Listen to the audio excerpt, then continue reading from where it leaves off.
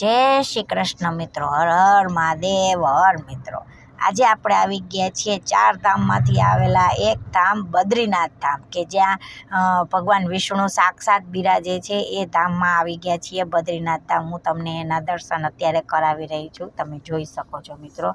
અને મિત્રો, આ બદ્રીનાથ ધામના કપાટ પણ હવે થોડાક ટાઈમમાં જ ખુલવા જઈ રહ્યા છે મિત્રો.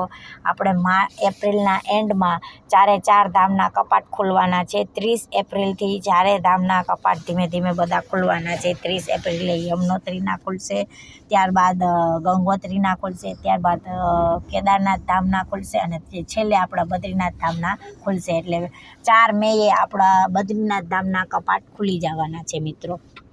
તો મિત્રો, તમે જોઈ શકો છો, જો આ એની અલકનંદા નદી પણ છે. તમને નદીના પણ દર્શન થઈ રહ્યા છે મિત્રો. અને આ ચારે બાજુ તમને એના દર્શન થઈ રહ્યા છે મિત્રો. તો આપણે આ ચારે ચાર ધામમાંથી આજે બદ્રીનાથ ધામ, એવું કહેવાય છે કે મિત્રો, અહીંયા બદ્રીનારાયણ ભગવાન, બદ્રી વિશાલ ભગવાન અહીંયા સાક્ષાત બિરાજે છે, એવું અહીંયા માન્યતા છે. અને છે પણ ખરા, હકીકતમાં અહીંયા બિરાજે છે મિત્રો. બદ્રી વિશાલ ભગવાન અહીંયા સાક્ષાત બિરાજે છે મિત્રો. કારણ કે આ બદ્રીનાથ ધામમાં કોઈને પણ અહીંયા એવું કહેવત પણ છે મિત્રો, કે આખી રાત કોઈ જપ નથી કરી શકતું. જે પણ માણસ આખી રાત જપ કરે, એક જ દિવસનો જપ કરે, તો મિત્રો એને સાક્ષાત 1000 દિવસ જપ કરે એનું પુણ્ય મળે છે મિત્રો. એટલે જપ કોઈ કરી શકતું નથી. અહીંયા બદ્રી વિશાળનાથના નામ લેવાથી પણ ખૂબ જ સારું એવું પુણ્ય મળે છે. એટલે તો મિત્રો, અહીંયા જાપ કરવાની માન્યતા છે મિત્રો. અહીંયા બદ્રી વિશાલના જાપ કરવાની ખૂબ જ માન્યતા છે મિત્રો. તો આપણે આ બદ્રી વિશાલના નામ લઈને જય જય બદ્રી વિશાલ એવી પોકાર બોલાવી દઈએ મિત્રો. અને મિત્રો, ચાર ધામમાં આ ચારે ચાર ધામના દર્શન કરવા એ ખૂબ જ એક લાવો છે આપણી જિંદગીમાં એકવાર તો ચાર ધામના દર્શન કરવા જરૂરી છે મિત્રો. કારણ કે એ જે ભાગ્યશાળી હોય એને જ આ ચારે ચાર ધામના દર્શન થાય છે. બાકી બધાને આના દર્શન થતા પણ નથી મિત્રો. ઘણાને 2 ધામ થાય, ઘણાને 3 ધામ થાય, પણ ચારે ચાર ધામના દર્શન ક્યારેય નથી થતા. જે નસીબદાર હોય એ લોકોને જ ચારે ચાર ધામના દર્શન થાય છે. તો મિત્રો, એકવાર ચાર ધામના દર્શન કરવા જરૂરી છે જિંદગીમાં.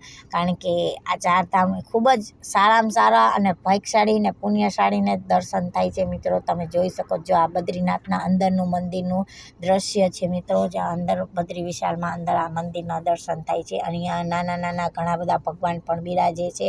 તમે આ એનું મંદિર તમે જોઈ શકો છો, જોઈ લ્યો મિત્રો. અહીંયા પબ્લિક પણ ખૂબ જ એવી સંખ્યામાં આવે છે. કારણ કે માણસોને, પબ્લિકને દર્શન કરવા માટે ખૂબ જ માન્યતાથી આવે છે મિત્રો. એટલે ક્યાંયથી પબ્લિકો અહીંયા દર્શન કરવા આવે છે. અને લાઈન પણ એટલી હોય છે કે જ્યારે કપાટ ખુલે ત્યારે પણ એટલી બધી ભીડ હોય છે, અને જ્યારે કપાટ બંધ થવાના હોય ત્યારે પણ એટલી બધી ભીડ રહે છે મિત્રો. અને સાતમ આઠમમાં પણ ઘણી બધી ભીડ જોવા મળે છે. કારણ કે મિત્રો, આ ચાર ધામના કપાટ ખુલે એટલે માણસો એકવાર તો દર્શન કરવા આવે છે.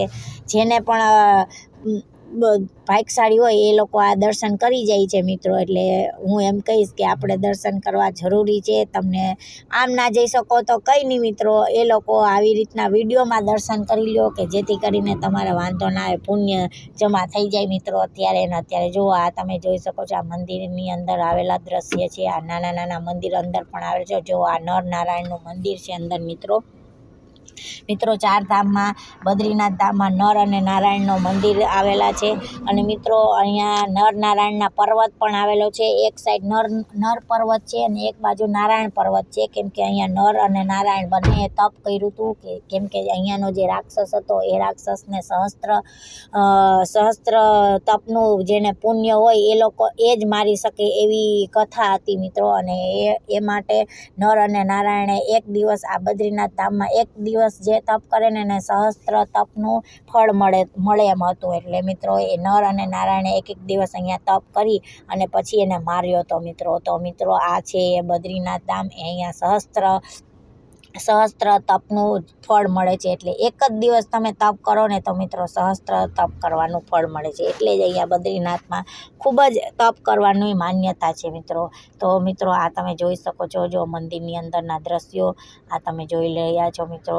તો મિત્રો, આવી રીતના અહીંયા બદ્રીનાથ ધામના દર્શન કરવા ખૂબ જ, જો તમે જોઈ શકો છો, લાઈન પણ કેટલી બધી જોવા મળે છે મિત્રો. કારણ કે દર્શન માટે ખૂબ જ લાઈન હોય છે મિત્રો, કારણ કે ક્યાંયથી લોકો અહીંયા દર્શન કરવા આવે છે, એટલા માટે અહીંયા લાઈન પણ હોય. અને મિત્રો બદ્રીનાથમાં ઘણી બધી વસ્તુ પણ જોવાની છે. અહીંયા ભીમપુલ છે, સરસ્વતી નદી છે, ઘણું બધું જોવા જેવું છે મિત્રો.